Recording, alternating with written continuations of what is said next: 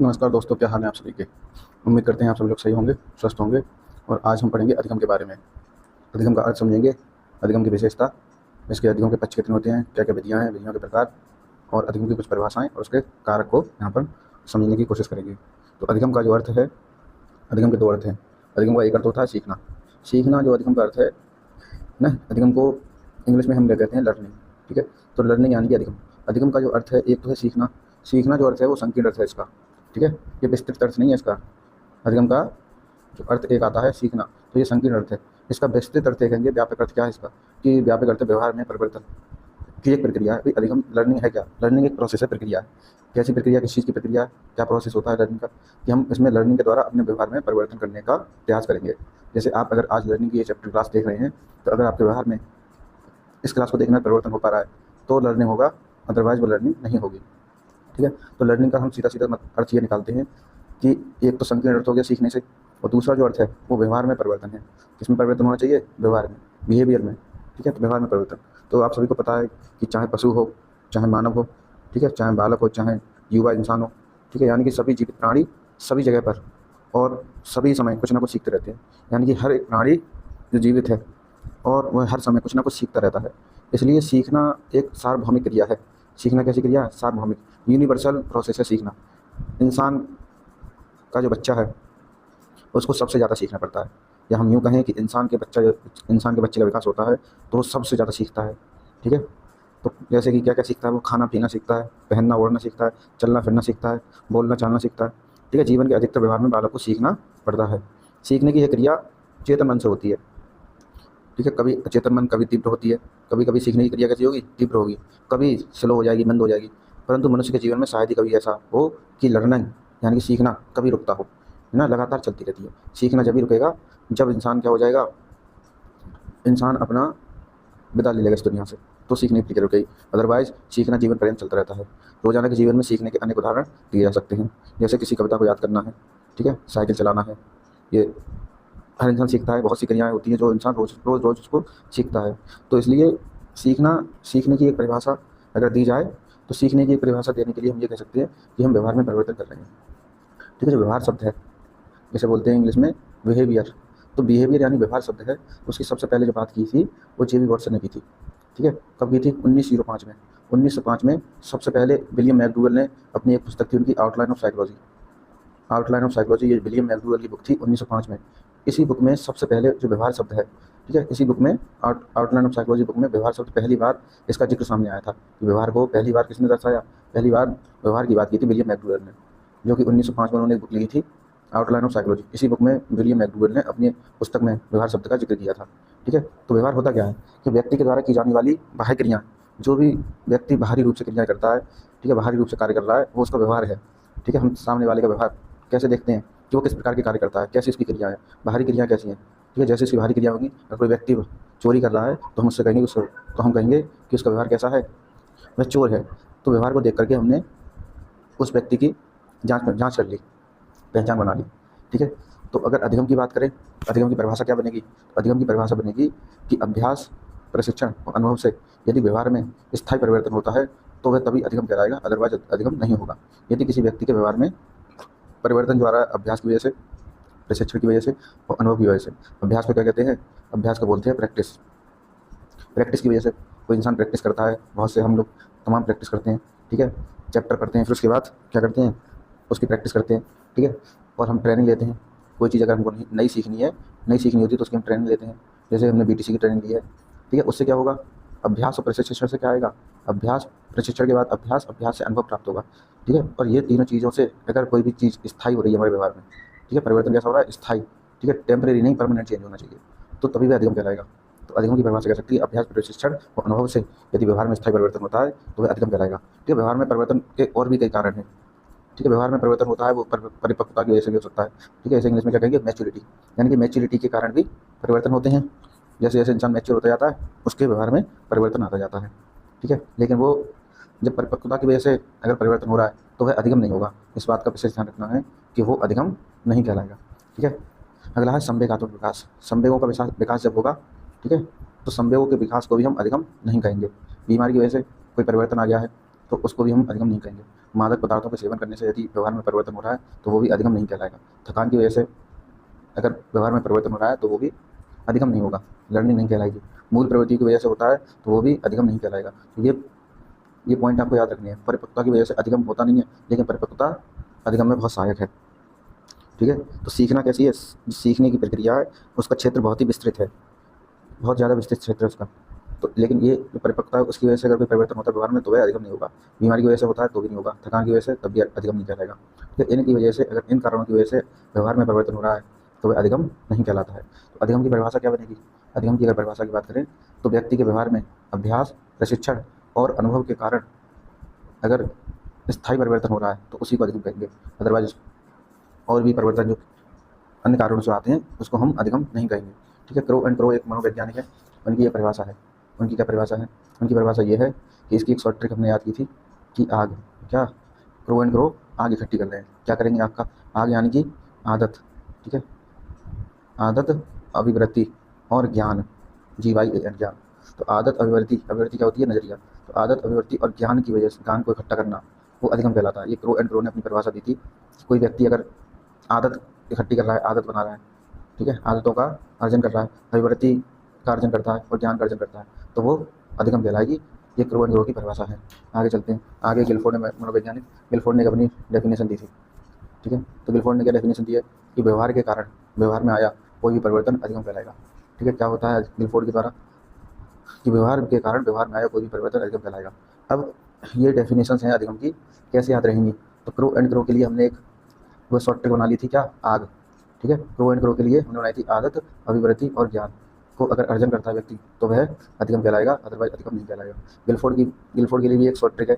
ये डेफिनेशन जब आप धीरे धीरे पढ़ते जाएंगे तो डेफिनेशन बहुत ज़्यादा इकट्ठी हो जाएगी। तो ये शॉर्ट ट्रिक तभी जब बहुत कारगर सिद्ध होंगी, बहुत आपको हेल्प करेंगी, जब ये छोटी छोटी शॉर्ट ट्रिक याद होंगी। तो क्रो एंड क्रो किसको इकट्ठा करते हैं? आग को। कोई किसको इकट्ठा करते हैं? आग को। ठीक है, तो अब जो गिलफोर्ड है, गिलफोर्ड के लिए क्या ट्रिक है? गिलफोर्ड के लिए गिलफोर्ड, फोर्ड माने गिल, गा से गाल, गाल पर फोड़। तो गाल पर फोड़ने का मतलब क्या होगा? कैसे इसको रिलेट करेंगे इस चीज़ से? तो वैसे एक व्यक्ति है, ठीक है, एक व्यक्ति ने दूसरे के गाल पे मार दिया। ठीक है, तो यानी उसने अपना व्यवहार कर दिया दूसरे के प्रति। ठीक है, तो उसने भी उसके दूसरे के गाल पे मार दिया। जब कोई किसी को मारेगा तो वह भी उसको मारेगा। ठीक है, तो यानी कि व्यवहार के कारण इसने जो व्यवहार किया, इसने इसके गाल पे मार दिया। ठीक है, उस कारण से इसने भी इसके मार दिया। तो व्यवहार के कारण व्यवहार में आया कोई भी परिवर्तन अधिगम कहलाएगा।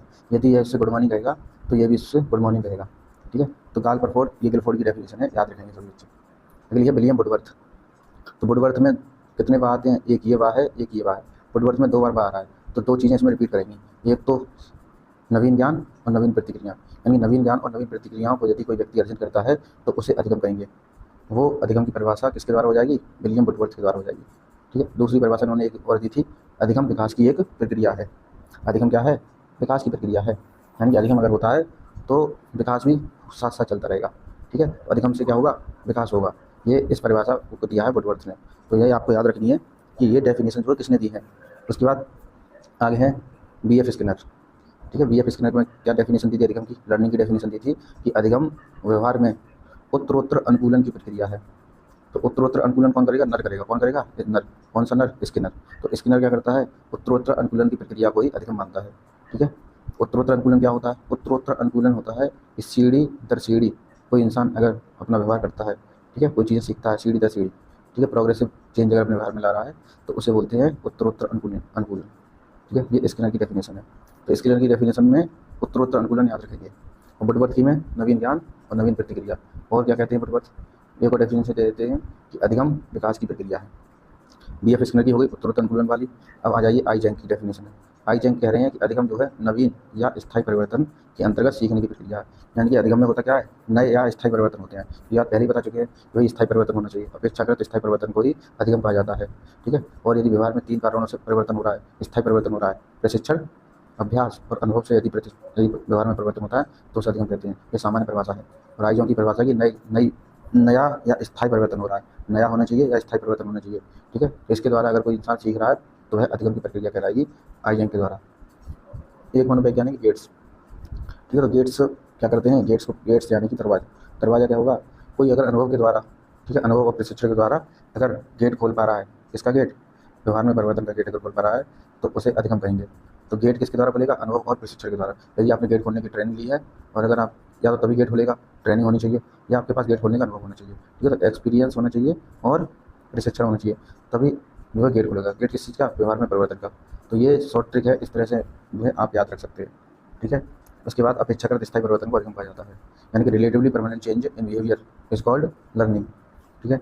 तो व्यवहार में स्थायी परिवर्तन, अपेक्षाकृत स्थायी परिवर्तन अगर होते हैं व्यवहार में, तो उसको अधिगम कहेंगे। तो अधिगम की परिभाषा आपको याद रखनी है, और ये अधिगम की कुछ मनोवैज्ञानिक डेफिनेशन थी जो बहुत ही इंपॉर्टेंट है। और ये जो नोट्स हैं, ये नोट्स एकदम क्रीम है, ये इनमें वही पॉइंट लिखे हुए हैं जो पिछले एग्जामों में आ चुके हैं, ठीक है। तो अगर आप यहाँ से तैयारी करते हैं तो आपको 100% सीटेट क्वालिफाई हो जाएगा आपका, क्योंकि ये नोट्स जो है, इन्हीं नोट्स के हेल्प से हमने भी अपना सीटेट क्वालिफाई किया है, और केवीएस भी इसी नोट्स के दम पे सीडीपी में जो अच्छे नंबर प्राप्त किए थे।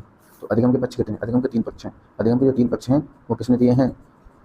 बेंजामिन सैमुअल ब्लूम ने दिए थे 1956 में, ठीक है। 1956 में अधिगम के 3 पक्ष बताए थे। इसकी क्या शॉर्ट ट्रिक है? इसकी शॉर्ट ट्रिक है सीएपी कैप, सीएपी कैप। तो अधिगम के ये पक्ष हैं, 3 पक्ष होते हैं अधिगम में। अधिगम में पहला पक्ष है संज्ञानात्मक पक्ष, इसे बोलते हैं सी फॉर कॉग्निशन या फिर कॉग्निटिव डोमेन। इसका किससे संबंध होता है? कॉग्निटिव डोमेन का संबंध होता है हेड से, यानी कि मस्तिष्क से, ठीक है, संवेग संज्ञान से। दूसरा है, सेकंड नंबर पे ए फॉर होता है अफेक्टिव डोमेन, यानी भावात्मक पक्ष। भावात्मक पक्ष का किससे संबंध होगा? इसका संबंध होता है हार्ट से। भावनाएं कहाँ से आती हैं? हार्ट से, दिल से। और एक है क्रियात्मक पक्ष, साइकोमोटर, इसका संबंध होता है हैंड से। तो इसी को हम भाई ट्रिपल एच भी कहते हैं। संज्ञानात्मक पक्ष को क्या कहते हैं? ट्रिपल एच, हेड और हार्ट और हैंड, ट्रिपल एच भी कहा जाता है इसको, ठीक है। तो विधियाँ कौन कौन सी होती हैं अधिगम की? अधिगम की विधियाँ भाई अनुकरण करके भी बच्चा सीखता है, ठीक है। अनुकरण करता है, किसी को फॉलो करेगा, अपनी सूझ से भी करता है, ठीक है। सूझ आधारित अधिगम भी होता है। अभ्यास के द्वारा बहुत सी चीज़ें इंसान सीखता है, ठीक है।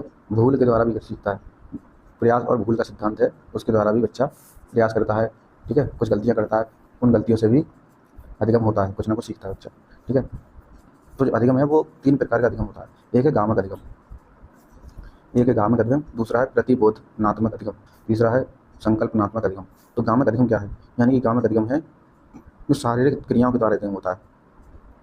इसमें कौन सी विधि अपनाई जाएगी? अनुकरण विधि के द्वारा अपनाई जाती है, ठीक है। अनुकरण विधि सबसे ज़्यादा शैशव में महत्वपूर्ण है, ठीक है। शिशु जो होता है शुरुआत में वो सभी चीज़ें अनुकरण से सीखता है, एक दूसरे को, ठीक है। वो अपने आसपास जो भी हो रहा है उसको देख करके सीखेगा। तो शिशु जो है अनुकरण की विधि द्वारा, ठीक है, अपनी शारीरिक क्रियाओं में सारी क्रियाओं का अधिगम करता है। सेकंड है प्रतिबोधनात्मक अधिगम। इसमें क्या बनता है? मस्तिष्क में कंसेप्ट बनते हैं। मस्तिष्क में क्या बन जाएगा? कंसेप्ट, बिंब बन जाते हैं। ये बिंब कब बनना चालू होते हैं? ये बाल्य अवस्था में बहुत महत्वपूर्ण है ये विधि, ठीक है। कंसेप्ट जो है बाल्य अवस्था में बच्चा बनाना सीख जाता है। तो प्रत्येक वस्तु का बोध किया जाता है। प्रतिबोध का मतलब है प्रत्येक वस्तु का बोध करना। इसमें कौन सी विधि होती है? इसमें प्रयत्न या भूल के द्वारा अधिगम किया जाता है, ठीक है। बच्चा प्रयत्न करता है खुद से और कुछ गलतियाँ करता है, उन गलतियों से भी सीखता है, ठीक है। तो प्रयास करेगा, जब प्रयत्न करेगा, जब खुद करेगा तो उसको गलतियाँ भी होंगी और उन गलतियों से बच्चा सीखता भी है। तीसरा है संकल्पनात्मक अधिगम, यानी कि कल्पना शक्ति का निर्माण होता है इसमें। इस अधिगम में क्या होता है? कल्पना शक्ति, इमेजिनेशन पावर का निर्माण होगा इसमें। यह मानसिक विकास चरम सीमा पर होगा। इसमें कंसेप्ट मैपिंग में इमेजिनेशन पावर जब होती है, जब उसका निर्माण होता है, तो इसमें मानसिक विकास जो है चरम पर होगा, एकदम हाई पीक पर होगा, ठीक है। हाईएस्ट लेवल होगा मानसिक विकास का। विषय वस्तु को देखकर कल्पना करके अधिगम करता है बच्चा। कोई भी विषय वस्तु आपने दे दी, उसको चित्र दे दिया और उससे कहा कि इसके चित्र को देख करके, इस चित्र को या फिर पिक्चर को समझाइए, तो बच्चा उसमें तरह तरह की अपनी कल्पना लगाएगा। उस कल्पना के आधार पर उस पिक्चर को देख करके, तस्वीर को देख करके, चित्र को देख करके एक कहानी प्रस्तुत करेगा, ठीक है। तो इससे कल्पना शक्ति भी बच्चे की बहुत ज़्यादा बढ़ती है। तो यह सबसे ज़्यादा कल्पना शक्ति कब होती है? किशोर अवस्था में। कल्पना करने की सबसे ज़्यादा शक्ति किशोर अवस्था में बच्चे के पास होती है, ठीक है। सूझ के द्वारा इसमें अधिगम करता है। तो अधिगम की कुछ विशेषताएं हैं, अधिगम की कुछ प्रॉपर्टीज होती हैं, अधिगम की कुछ कैरेक्टरिस्टिक्स हैं, ये आपको याद रखने हैं, ठीक है। इनसे डायरेक्ट क्वेश्चन पूछा जाता है, मोस्ट इंपोर्टेंट चीज़ है। तो अधिगम एक प्रक्रिया है। तो अधिगम कोई एक चीज़ नहीं है, एक दिन में नहीं हो जाती, एक लंबी प्रक्रिया है, ठीक है। तो हम कह सकते हैं अधिगम कैसी है? एक प्रोसेस है, प्रोडक्ट नहीं है, ठीक है, उत्पाद नहीं है। अधिगम लर्निंग एक प्रोसेस है, इसलिए बोलते हैं लर्निंग प्रोसेस। यह सदैव किससे होता है? उद्देश्यपूर्ण होता है। यदि किसी के पास किसी चीज़ को अगर वो सीखना चाहता है, तो अगर उसके पास उद्देश्य नहीं होगा तो वह नहीं सीखेगा, ठीक है। यानी कि उसके पास कोई भी चीज़ अगर आप सीख रहे हैं तो एक उद्देश्य है, उद्देश्य बनाया हुआ है आपने, तभी आप सीख रहे हैं, ठीक है। आप सीटेट की क्लास, ये सीडीपी क्लास देख रहे हैं, तो हो सकता है आप सीटेट के लिए तैयारी कर रहे हैं, सुपर टेट के लिए, या कोई चीज़ आप जो है सीखने के लिए भी आपने उद्देश्य बनाया कि मेरे को सीखना है, ठीक है। कोई एग्जाम की तैयारी भी नहीं कर रहा, अगर वो उसको सीखना चाहता है तो उसने उद्देश्य बना लिया कि मेरे को सीखना है। तो उद्देश्य होना बहुत जरूरी है, और अधिगम एक प्रक्रिया है, प्रोसेस है। ये to the point question, to the point आता है, ठीक है। ये सभी पॉइंट जो लिखे हुए हैं वो पिछले एग्जामों में आ चुके हैं, पिछले सालों में ये सभी क्वेश्चन आए हुए हैं टू द पॉइंट ऐसे। अधिगम जीवन पर्यंत चलने वाली प्रक्रिया है। अधिगम भाई एक दिन में नहीं हो जाता। अभी हमने बताया था कि अधिगम जब तक चलेगा जब तक सांस है, ठीक है, सांस बंद, ठीक है, तो अधिगम भी बंद हो जाता है, ठीक है। अधिगम जब तक चलेगा जब तक आपके शरीर में प्राण है, प्राण अगर निकल गए तो अधिगम रुक जाएगा, तो पूरा जीवन ही रुक जाएगा, सब कुछ रुक जाएगा, तो अधिगम क्यों नहीं रुकेगा। तो अधिगम जीवन पर्यंत चलने वाली प्रक्रिया है, ठीक है। जब तक सांस चलती रहेगी तो इंसान कुछ ना कुछ सीखता रहता है। अधिगम एक क्रियात्मक प्रक्रिया है, लर्निंग बाई डूइंग, ठीक है, डूइंग से होती है। बच्चा कैसे सीखता है, लर्निंग बाई डूइंग, यानी कि खुद करके भी सीखता है, ठीक है। तो सबसे पहले क्या होनी चाहिए, तो एक तो आपके पास उद्देश्य होना चाहिए, ठीक है, उद्देश्य होगा तो ही आप लर्निंग कर पाएंगे। और अधिगम एक प्रक्रिया है, उत्पाद नहीं है, प्रक्रिया है, प्रोडक्ट नहीं है, प्रोसेस है, ठीक है। और ये जीवन पर्यंत चलता है। ये विशेषताएं अधिगम की करेक्टरिस्टिक्स हैं। अधिगम सकारात्मक और नकारात्मक भी हो सकता है, अधिगम दोनों प्रकार का होता है, पॉजिटिव और नेगेटिव भी हो सकता है, ठीक है। अब नकारात्मक अधिगम क्या है, तो कुछ बच्चे क्या कर लेते हैं, गाली सीख लेते हैं, गाली देना सीख जाते हैं, ठीक है, उल्टा सीधा बोलना सीख जाते हैं, अब शब्दों का प्रयोग करना सीख जाते हैं, तो ये इसको बोलते हैं नकारात्मक अधिगम। सकारात्मक अधिगम क्या है, बच्चा प्रार्थना सीख गया, ठीक है, बड़ों का आदर करना सीख गया, ये वो सकारात्मक अधिगम। तो अधिगम हमेशा समाज में होता है। अधिगम ऐसा नहीं है कि भाई अधिगम जो है आप एक कमरे में बंद हो जाएंगे और अधिगम हो जाएगा, ऐसा नहीं है। अधिगम हमेशा समाज में होता है और यह स्वाभाविक प्रक्रिया नहीं है कि आप कमरे में बंद हो गए और आपको अपने आप अधिगम हो जाएगा, आप अपने आप सब कुछ सीख जाएंगे। लेकिन अधिगम के लिए क्रिया करनी पड़ती है। तो यहाँ पूरे पहले ही बताया था कि अधिगम कैसी है, क्रियात्मक प्रक्रिया है, यानी कि क्रिया करनी पड़ेगी अधिगम के लिए, ठीक है, बिना क्रिया के अधिगम नहीं होगा। तो कहते हैं मेरे को सीखना है तो कुछ करना पड़ेगा, ठीक है। तो अधिगम के प्रकार हमने बता चुके हैं, 3 प्रकार होते हैं। एक गामक अधिगम जो कि शैशवावस्था में बहुत महत्वपूर्ण होता है, प्रतिबोधनात्मक अधिगम जो कि बाल्यावस्था में होता है, और तीसरा है संकल्पनात्मक अधिगम, ये किशोरावस्था में होता है। इसमें कल्पना शक्ति के द्वारा अधिगम होगा, ठीक है। तो इसमें मस्तिष्क में कंसेप्ट बनते हैं प्रतिबोधनात्मक में, जो कि बाल्यावस्था में, और पहला था शैशवावस्था में। ये सारी क्रियाओं के द्वारा अधिगम होता है, ठीक है। बच्चे कैसे सीखता है, अपनी शारीरिक क्रियाएं करके सीखता है। तो अधिगम में, अब अधिगम में कई प्रकार की विधियाँ शामिल होती हैं, ठीक है, यानी कि जब कोई लर्निंग कर रहा है, सीख रहा है, तो एक विधि नहीं है उसके लिए हज़ारों विधि हैं, ठीक है। अधिगम में कई प्रकार की विधियाँ शामिल होती हैं। अधिगम को अध्यापक, मित्र मंडली, परिवार, ये सभी चीज़ें प्रभावित करती हैं, ठीक है। यह सकारात्मक अधिगम और नकारात्मक प्रभाव भी हो सकता है, ठीक है। अधिगम अध्यापक का अधिगम पर सकारात्मक प्रभाव पड़ सकता है और नकारात्मक भी। मित्र मंडली का सकारात्मक भी प्रभाव पड़ सकता है, नकारात्मक प्रभाव। परिवार का भी सकारात्मक और नकारात्मक दोनों ही प्रभाव हो सकते हैं। अधिगम सदैव नवीन नहीं होता, अधिगम हमेशा कैसा नहीं होगा, नवीन नहीं होता है, ठीक है। अधिगम व्यवहार में परिवर्तन की प्रक्रिया है। अधिगम है क्या, अगर व्यवहार में स्थायी परिवर्तन हो रहा है, ठीक है, टेम्परेरी नहीं, परमानेंट चेंज, तो relatively permanent change in behaviour is called learning, तो उसे लर्निंग कहते हैं। यानी व्यवहार में अपेक्षाकृत स्थायी परिवर्तन होना चाहिए। परिवर्तन कैसा व्यवहार में, स्थायी परिवर्तन, स्थायी अगर परिवर्तन है तो तभी अधिगम कहलाएगा। और ये स्थायी परिवर्तन 3 कारणों से यदि आ रहा है, अभ्यास से, यानी कि प्रैक्टिस से, ट्रेनिंग से और एक्सपीरियंस से, ठीक है। तो इसकी एक निमोनिक्स बना सकते हैं, इसकी शॉर्ट बना सकते हैं, ठीक है, PET, पैट। पैट यानी कि प्रैक्टिस, एक्सपीरियंस और ट्रेनिंग से अगर अधिगम होता है, सॉरी, अधिक परिवर्तन हो रहा है व्यवहार में, तो वह क्या है, अधिगम कहलाएगा, नहीं तो अधिगम नहीं कहलाएगा। अधिगम से ही सर्वांगीण विकास होता है, यानी होलिस्टिक डेवलपमेंट किससे होगा, लर्निंग से। अगर लर्निंग नहीं कर रहा है कोई तो उसका संपूर्ण विकास नहीं हो सकता। बिना परिपक्वता के अधिगम संभव नहीं है। बहुत ही महत्वपूर्ण बात है कि भाई बिना मैच्योरिटी के बच्चा अधिगम नहीं कर सकता। यदि कोई बच्चा साइकिल चलाना सीखना चाहता है तो उसके लिए उसके पास परिपक्वता होनी चाहिए, उसके हाथ पैर उतने मजबूत हों कि साइकिल गिरने पर या साइकिल को संभाल सके, ठीक है। यानी कि अगर ऐसा नहीं है कि भाई 2 साल के बच्चे को आप साइकिल चलाना सिखा देंगे। अब आगे है अधिगम के वक्र। तो अधिगम के जो वक्र हैं वो हरमन एबिंगहास ने दिए थे। कब दिए थे, 1885 में। 1885 में अधिगम के वक्र दिए थे हरमन एबिंगहास ने, ठीक है। तो अधिगम की मात्रा और अधिगम में लगने वाले समय के मध्य परस्पर बंधन हो, जो आपका परफॉर्मेंस है, परफॉर्मेंस और टाइम, इन्हीं दोनों का संबंध बताता है। क्या बताता है, लर्निंग कर्व। लर्निंग कर्व जो है 2 चीज़ों के बीच का रिलेशन है, एक टाइम और परफॉर्मेंस, यानी कि आप परफॉर्मेंस दे रहे हो तो उसमें कितना समय लग रहा है, ठीक है। तो अधिगम में लगने वाले समय के हिसाब से अधिगम की मात्रा कितनी है, उनके बीच का संबंध लर्निंग कर्व कहलाएगा, टाइम एंड परफॉर्मेंस, ठीक है। तो ये 4 प्रकार के लर्निंग कर्व होते हैं।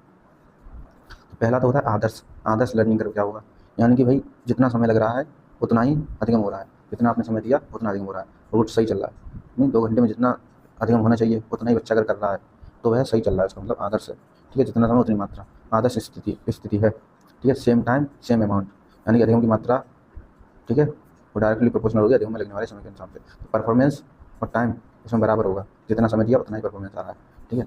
सेकंड वाला है उत्तरोत्तर उन्नतोत्तर वक्र, बढ़ता हुआ वक्र, धनात्मक वक्र भी कहते हैं और सकारात्मक वक्र भी कहते हैं। जैसे पॉजिटिव लर्निंग कर्व कहेंगे, ठीक है। पॉजिटिव लर्निंग कर्व क्या होता है, यानी कि बढ़ता हुआ कर्व होगा, ठीक है। कम समय में ज़्यादा पढ़ाई अगर बच्चा कर पा रहा है, ठीक है, परफॉर्मेंस ज़्यादा है, टाइम कम लग रहा है, तो ये कैसी है, पॉजिटिव, सकारात्मक, धनात्मक है, ठीक है, धनात्मक वक्र कहलाएगा।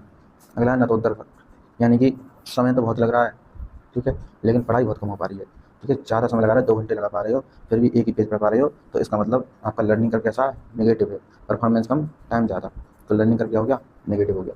ठीक है, अगला है मिश्रित, इसे बोलते हैं एस शेप या फिर mix learning curve, S type learning curve. इसमें क्या होता है? इसमें स्टार्टिंग तो बहुत स्लो होगी, धीरे धीरे बच्चा शुरुआत में धीरे धीरे सीखेगा। प्रारंभ में समय बहुत ज़्यादा लगाता है, अधिक समय लगाता है, तो मात्रा बहुत कम आती है। यानी कि शुरुआत में कैसा होगा? शुरुआत में तो वो ऐसा लगेगा कि नेगेटिव पर जा रहा है, समय बहुत लगेगा, परफॉर्मेंस कम आएगी। लेकिन उसके बाद में एक बार स्पीड पकड़ लेगा बच्चा, तो उसके बाद में कम समय में ज़्यादा परफॉर्मेंस दे देगा। ठीक है, स्टार्टिंग स्लो होगी और एंड फास्ट होगा। ठीक है, तो सीखने की गति कभी तीव्र होती है, कभी मंद होती है, तो कभी कभी रुक ही जाती है। ठीक है, जब जब सीखने की गति बिल्कुल रुक जाएगी तो उसको बोलते हैं अधिगम पठार। अधिगम में पठार आ गया। ठीक है, जब रुक जाती है। और यहाँ पर एस टाइप में क्या होगा? शुरुआत में तो बच्चा बहुत धीरे धीरे सीखेगा, बाद में स्पीड पकड़ लेगा और कम समय में ज़्यादा परफॉर्मेंस देगा। अब अधिगम को प्रभावित करने वाले कुछ कारक हैं। अधिगम को कौन कौन से कारक प्रभावित करते हैं? ठीक है, तो अधिगम की गति कम हो जाएगी या गति ज़्यादा हो जाएगी, इन कारकों से। कारक अच्छे हुए, ठीक है, उनका सकारात्मक प्रभाव है, तो अधिगम की गति कैसे हो जाएगी? तीव्र। और अगर वो नकारात्मक प्रभाव डाल रहे हैं तो अधिगम की गति धीमी हो जाएगी, स्लो हो जाएगी। ठीक है, तो पहला अभिप्रेरणा। तो अभिप्रेरणा यानी कि क्या होता है? जोश, कितना जोश है, कितना जुनून है, कितना जज्बा है। ठीक है, जोश, जुनून, जज्बा, ये अगर किसी बच्चे के पास ज़्यादा है तो जाहिर सी बात है कि वो बच्चा क्या करेगा? अच्छी अच्छी गति से सीखेगा। ठीक है, अधिगम बहुत अच्छे प्रकार से कर लेगा। विषय वस्तु कैसी है? विषय वस्तु अगर सरल है, ठीक है, कैसी है? सरल। ठीक है, सुबोध है, समझने योग्य है और सामान्यकृत है। ठीक है, जनरलाइज है। विषय वस्तु भी क्या करती है? अधिगम को प्रभावित करती है। अच्छी विषय वस्तु होगी तो बच्चा जल्दी सीखेगा। ठीक है, मुश्किल दे दी, बहुत टफ दे दी, कॉम्प्लेक्स दे दी, जटिल दे दी, तो बच्चा नहीं समझ पाएगा। वातावरण भी कैसा है? मैत्रीप्रिय वातावरण होना चाहिए, है ना? वातावरण कैसा हो? अनुकूल हो बच्चे के। ठीक है, सीखने वाला, अधिगम अधिगम प्रिय वातावरण होना चाहिए। प्रदूषित रहित होना चाहिए, ऐसा नहीं हो प्रदूषण है उसमें। ठीक है, दूषित वातावरण है, सीखने का कोई इंतजाम नहीं है। ठीक है, और अनुकूलन कैसा है? ये सभी चीज़ें क्या करती हैं? ये सभी चीज़ें अधिगम को प्रभावित करती हैं। ठीक है, उसके बाद क्या है? नवीन ज्ञान प्राप्त करने में पूर्व ज्ञान बेहद महत्वपूर्ण होता है। ये बहुत ज़रूरी है कि भाई अगर कोई भी बच्चा नया ज्ञान प्राप्त करना चाहता है तो उसके लिए उसका पूर्व ज्ञान सहायक होना चाहिए। ठीक है, पूर्व ज्ञान बाधा नहीं दे। ठीक है, सहायक होगा तो बच्चा तीव्र गति से सीख लेगा। अधिगम में जो विधियाँ अपनाई जा रही हैं वो मनोवैज्ञानिक विधियाँ होनी चाहिए। ठीक है, मनोवैज्ञानिक विधियों से अधिगम की गति तीव्र होती है। ठीक है, मनोवैज्ञानिक विधियाँ क्रिया आधारित हों। ठीक है, ऐसी विधियाँ अपनाई हैं जिससे बच्चे को क्रिया करने का मौका मिले। बच्चा खुद करके सीखेगा तो उसकी अधिगम की गति तीव्र होगी और प्रभावी होगी। अधिगम को मानसिक विकास प्रभावित करता है। अगर किसी बच्चे में मानसिक विकास ठीक तरह से नहीं हो पा रहा है तो इसका मतलब उसकी अधिगम प्रक्रिया में बाधा उत्पन्न होगी। ठीक है, परिपक्वता के कारण व्यवहार में आए परिवर्तन अधिगम नहीं होता। तो ये बात हमने कहा था कि याद रखना बहुत जरूरी है कि अगर परिपक्वता के कारण अधिगम में परिपक्वता के कारण व्यवहार में अगर कोई परिवर्तन आ रहा है तो वो अधिगम नहीं होगा, क्योंकि यह परिवर्तन कैसा होता है? टेम्परेरी होता है, परमानेंट नहीं होता। ठीक है, लेकिन बिना परिपक्वता के अधिगम संभव नहीं होता। भाई बिना परिपक्वता, जब तक परिपक्वता नहीं आती है तब तक अधिगम हो ही नहीं सकता, बिल्कुल संभव ही नहीं है। ठीक है, जैसे 10 साल का बालक आईएएस की तैयारी तब तक नहीं कर सकता जब तक वह पूर्ण परिपक्व ना हो पाए, उसका ब्रेन पूरी तरह से विकसित नहीं हो पाता। ठीक है, तो ये 3 तरह की क्रियाएं हैं, एक है प्रतिक्रिया, एक है सहज क्रिया और एक है अनुक्रिया। तो अनुक्रिया क्या होती है? पहले ये तीनों क्रिया समझ लेते हैं। तो पहली है प्रतिक्रिया। प्रतिक्रिया यानी कि क्रिया के बदले क्रिया करना। ठीक है, किसी ने कोई क्रिया की, उसके बदले आपने एक क्रिया कर दी, उसे बोलते हैं प्रतिक्रिया। इसे क्या कहेंगे? प्रतिक्रिया, यानी क्रिया के बदले में क्रिया करना। सहज क्रिया क्या है? सहज क्रिया जन्मजात क्रिया होती है। ठीक है, मूल प्रवृत्तियों पर आधारित होती है क्रिया। ठीक है, तो ये होगी सहज क्रिया। अनुक्रिया क्या है? यानी अधिगम के लिए क्रिया को अनुक्रिया कहते हैं। अनुक्रिया क्या होती है? अधिगम के लिए यदि आप कोई क्रिया कर रहे हो, सीखने के लिए कोई भी कार्य कर रहे हो, तो वो अनुक्रिया कहलाएगी। ठीक है, तो ये आपको याद रखना है। प्रतिक्रिया क्या है? कि क्रिया के बदले क्रिया कर रहे हो तो वो क्या हो जाएगी? प्रतिक्रिया। सहज क्रिया मूल प्रवृत्ति पर आधारित होती है। अनुक्रिया क्या होती है? अधिगम के लिए क्रिया को करना। ठीक है, इसके बाद आगे अगले है चैप्टर, ये है लेसन 4। ये अधिगम के सिद्धांत दिए हुए इसमें, अधिगम के कुछ सिद्धांत हैं। ठीक है, तो अधिगम के सिद्धांत व्यवहारवादियों के सिद्धांत हैं और संज्ञानवादियों के सिद्धांत हैं। ठीक है, व्यवहारवादी कौन है? बिहेवियरिज्म और कॉग्निटिविज्म। ठीक है, तो व्यवहारवादियों ने भी अपने अधिगम के कुछ सिद्धांत दिए, सीखने के सिद्धांत दिए। तो इसमें मेनली मुख्यतः हम 4 मनोवैज्ञानिक को पढ़ेंगे। एक है ईपी पावलाव, ठीक है, इवान पी पावलाव, दूसरा है बीएफ स्किनर। तो ईपी पावलाव ने सिद्धांत दिया था शास्त्रीय परंपरागत, शास्त्रीय या फिर परंपरागत, ये सिद्धांत दिया था अधिगम का। बीएफ स्किनर ने कौन सा दिया था? क्रिया प्रसूत अधिगम का सिद्धांत दिया था इन्होंने। ई.एल. एडवर्ड ली थॉर्नडाइक ने प्रयत्न और भूल का सिद्धांत दिया था। सी.एल. हल, ठीक है, सी.एल. हल ने दिया था पुनर्वर्णन का सिद्धांत। तो ये व्यवहारवादी हैं मुख्यतः, 5 ये चारों व्यवहारवादी हैं। व्यवहारवादियों की अपनी अलग विचारधारा है और संज्ञानवादी अपनी अलग विचारधारा पर वह सिद्धांत प्रस्तुत करते हैं। इन्हें संज्ञानवादियों को हम गेस्टाल्टवादी भी कहते हैं। ठीक है, संज्ञानवादी गेस्टाल्टवादी भी कहलाएंगे। इसमें भी मुख्यतः 4 हैं मनोवैज्ञानिक। एक है मैक्स बर्ज़ेमिर, ठीक है। मैक्स वर्दीमीर ने सूझ और अंतर्दृष्टि का सिद्धांत दिया था। हैं, सेकंड है वोल्फगंग कोहलर, ठीक है, ये इनके ही सहयोगी हैं, वोल्फगंग कोहलर। कर्ट लेविन का सिद्धांत है क्षेत्रवादी का सिद्धांत, जैसे फील्ड थ्योरी भी कहते हैं। ठीक है। चौथा है कर्ट कोफका, ठीक है, ये सभी क्या कहलाएंगे, संज्ञानवादी कहलाते हैं। तो इन दोनों के सिद्धांतों में क्या खास अंतर है वो एक बार समझ लेते हैं। इनकी विचारधारा क्या कहती है, इनकी विचारधारा क्या कह रही है वो देख लेते हैं। तो जो व्यवहारवादी हैं, ठीक है, व्यवहारवादियों में उन्होंने सबसे ज़्यादा महत्व दिया पुनर्वलन को। जितने भी व्यवहारवादी हैं उन्होंने रीइंफोर्समेंट, पुनर्वलन को सबसे ज़्यादा बल दिया है, अनुक्रिया को बल दिया है, ठीक है, और स्टिमुलस उद्दीपक को बल दिया है, अभिप्रेरणा मोटिवेशन को बल दिया है, और उन्होंने वातावरण को भी महत्वपूर्ण स्थान दिया है। यानी कि अधिगम के लिए ये चीज़ें बहुत मायने रखती हैं। पुनर्वलन, अनुक्रिया क्या थी, अभी बताया था कि सीखने के लिए कोई भी क्रिया कर रहा है तो अनुक्रिया रिस्पॉन्स। उद्दीपक क्या है, स्टिमुलस, यानी कोई भी ऑब्जेक्ट जिसके लिए आप कोई क्रिया कर रहे हो किसी चीज़ को प्राप्त करने के लिए, तो जो बाहरी कारक है, ठीक है, बाह्य वस्तु जिसको आप प्राप्त करना चाहते हो उसे उद्दीपक कहते हैं। अभिप्रेरणा, ठीक है, मोटिवेशन, वातावरण बताइए। तो इन चीज़ों को व्यवहारवादियों ने बहुत ज़्यादा महत्व दिया है। संज्ञानवादियों ने किस चीज़ को महत्व दिया, उन्होंने संवेदना को महत्व दिया है, ज्ञान को महत्व दिया है, ठीक है, बुद्धि को महत्व दिया है। ठीक है। अधिगम में ज्ञान बहुत जो है अपना अलग महत्वपूर्ण रोल अदा करता है, बुद्धि भी अपना अधिगम में सहायता प्रदान करती है। ठीक है। सूझ को उन्होंने बहुत ज़्यादा महत्व दिया। प्रत्यक्षीकरण, संज्ञान और समस्या समाधान, इन चीज़ों को संज्ञानवादियों ने, ठीक है, महत्व दिया है। व्यवहारवादी कहते हैं अधिगम यंत्रवत नहीं है, ठीक है, सॉरी, अधिगम जो है यंत्रवत है। व्यवहारवादी कहते हैं कि अधिगम कैसा है, यंत्रवत। ठीक है। व्यवहारवादी के हिसाब से अधिगम मैकेनिकल बन जाता है, ठीक है, यानी कि इनके हिसाब से पशु भी सीख सकता है और मानव भी सीख सकता है। ठीक है। और वहीं पर इसके जस्ट अपोजिट, उल्टा, संज्ञानवादी कहते हैं कि अधिगम यंत्रवत नहीं होता है, ये कह रहे हैं कि अधिगम यंत्रवत होता है। ठीक है। यानी कि पशु भी सीख सकता है, मानव भी सीख सकता है। और वहीं पर संज्ञानवादी कहते हैं अधिगम यंत्रवत नहीं होता, केवल मानव ही अधिगम कर सकता है। अधिगम में सूझ लगती है और सूझ केवल मानव के पास है। ठीक है। सूझ या तर्क। अब आगे व्यवहारवादी कहते हैं अधिगम धीरे धीरे होता है, इसमें समय लगता है, ठीक है, ग्रेजुअल प्रोसेस है। वहीं संज्ञानवादी कहते हैं कि अधिगम अचानक हो जाता है, sudden solution is the rule, यानी कि अचानक ही जो समस्या का समाधान मिलेगा वही अधिगम है। ठीक है। तो अधिगम इन्होंने माना है समस्या समाधान को, समस्या समाधान हो गई तो अधिगम हो गया, समस्या का समाधान नहीं हो रहा तो वह अधिगम नहीं है। आगे अधिगम कैसा है, अनुबंधन है, यानी कि बॉन्डिंग अगर हो जाती है किसी भी चीज़ की, बॉन्डिंग हो गई, अनुबंधन हो गया, तो वह उनके हिसाब से अधिगम हो गया, व्यवहारवादी के हिसाब से। आगे अधिगम समस्या समाधान ही अधिगम है, यानी कि समस्या का समाधान हो गया तो वही अधिगम कहलाएगा, ये क्या कह रहा है, संज्ञानवादी कह रहे हैं। प्रतिक्रिया भी बताया था, क्रिया के बदले क्रिया करना, सहज क्रिया जन्मजात क्रियाएं होती हैं, अनुक्रिया सीखने के लिए क्रिया करना। ठीक है। अधिगम संज्ञानात्मक प्रक्रिया है, इसमें, ठीक है, किसका इस्तेमाल होगा, मन मस्तिष्क का इस्तेमाल होता है। ठीक है, मस्तिष्क का इस्तेमाल होता है, संज्ञानात्मक प्रक्रिया है। इसको बोलते हैं इंसाइटफुल लर्निंग। इंसाइट क्या होती है, आपकी सूझ होती है। ठीक है। तो आगे ये था मुख्य दोनों की विचारधारा में कि भाई इनकी विचारधारा क्या कहती है और संज्ञानवादी की विचारधारा क्या कह रही है। आगे देखते हैं।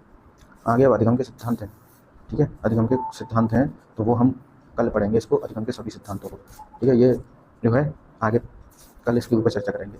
तो तब तक के लिए अगर जो भी बच्चे सीटेट या सीटेट की तैयारी कर रहे हैं, सीडीपी अपनी अच्छी करना चाहते हैं, तो वो हमारे साथ में यहाँ पर जुड़ सकते हैं। यहाँ पर आपको जो है सीटेट की एकदम बेस्ट तैयारी कराई जाएगी, और इस हम गारंटी से कह सकते हैं कि अगर कोई बच्चा यहाँ पर अच्छे से तैयारी करता है हमारे साथ में करके, तो उसका 100% सीटेट क्वालिफाई भी हो जाएगा, कोई भी दिक्कत नहीं आएगी। यहाँ पूरा सिलेबस कराया जाएगा और इस लेवल का कराया जाएगा कि आप सीडीपी किसी भी एग्जाम में आती है तो आपका एक भी क्वेश्चन वहाँ से गलत नहीं होगा। ठीक है। तो आप बने रहिए हमारे साथ में, और तब तक के लिए आप इसका मल्टीपल टाइम रिविज़न कीजिए। ठीक है। तब तक के लिए नमस्कार, जय हिंद, वंदे मातरम।